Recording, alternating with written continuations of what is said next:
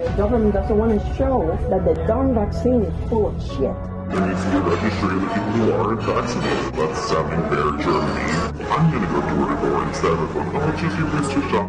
Don't get the Johnson & Johnson. Well, that is so wrong. She didn't want to take it because of her religious beliefs. She was coerced into taking They it. are not reporting because they want to shove it under the mat. Why are you choosing to blow the whistle? Are you afraid? I wouldn't necessarily say I'm afraid. My faith lies in God and not man.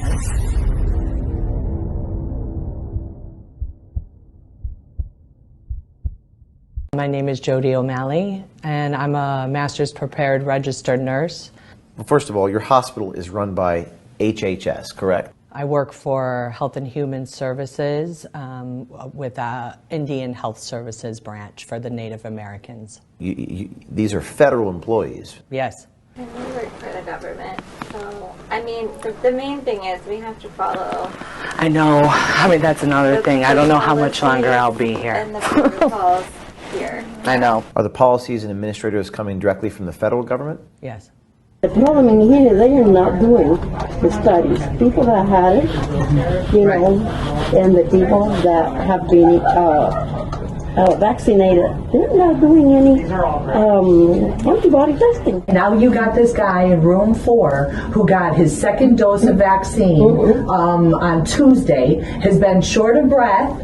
Okay, now his BNP is elevated, D-dimer elevated, ALT, all his liver enzymes are elevated. And then Now, let's see. probably myocarditis due to the vaccine. Right. But now they're not going to blame the vaccine. Well, and you know what? But he has an obligation to report that, doesn't he? Oh, it yes. happened, right? What is it? 60 days after, if you see anything? They have got to. But how many people are reporting? They are not reporting. Right. Because they want to shove it under the the mat. In this instance with Dr. Gonzalez, what patient was she referring to, or without saying She the was name? referring to that patient that had congestive heart Congestive failure. heart failure. And in that particular patient's case, it was not reported. No.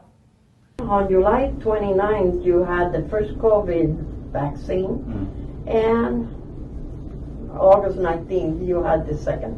You know, you don't have COVID, okay, but you have got a lot of symptoms, you know, and you're developing congestive heart failure. Were there other instances that they didn't report? Oh, I've seen dozens of people come in with an adverse reaction. It's a shame they're not treating people. I know. Like they're supposed to, like they should. And I think they want people to die. And how many have you seen that have gotten vaccinated here? They got sick and side effects a lot. A lot. Have you seen it too? Yeah. Yes, So, and I'm like, who's writing the VAERS report? Nobody, because it takes over a half an hour to write the damn thing. Right.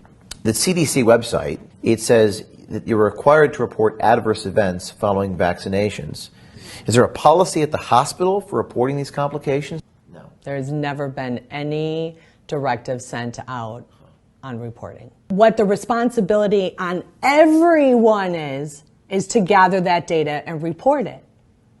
And if we're not gathering that data and reporting it, then how are we going to say that this is safe and approved for use? How come after 18 months we haven't had any research? Isn't that fishy to you? It does. It is doesn't. It's super fishy. Not that it hasn't been done. It hasn't been published. It hasn't probably been bet done you it because just hasn't. the government doesn't want to show that the darn vaccine is full of shit. What does she mean by full of shit? It's not doing what its purpose was. And what is Dr. McGee saying in that video? He's trying to defend the vaccine Why would he do that? because that's his view on it. Okay. His view is get the vaccine, it's science, right? If we all just get it, this will all be over with. Such a bunch of bullshit.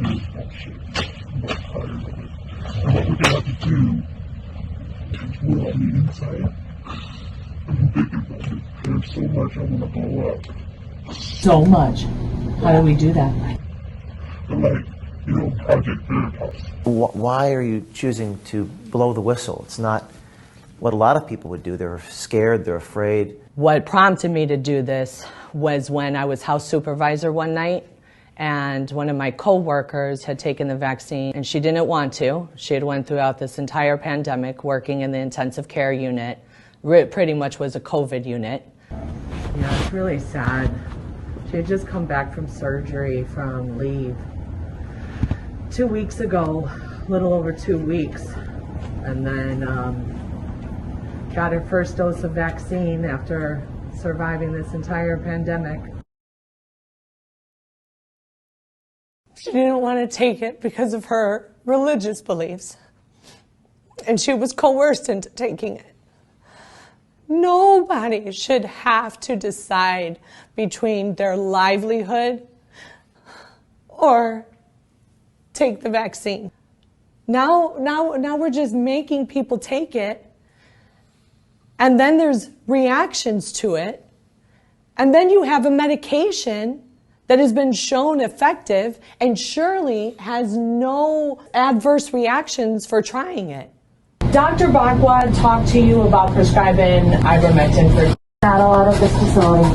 and so physicians can't prescribe off-label use medication here? Not for COVID. They did it with hydroxychloroquine, and it was really bad, and so they are not allowing it right now. I am stuck. I am told you are absolutely not to use it under any circumstances whatsoever for somebody with COVID, unless you don't want to have a job.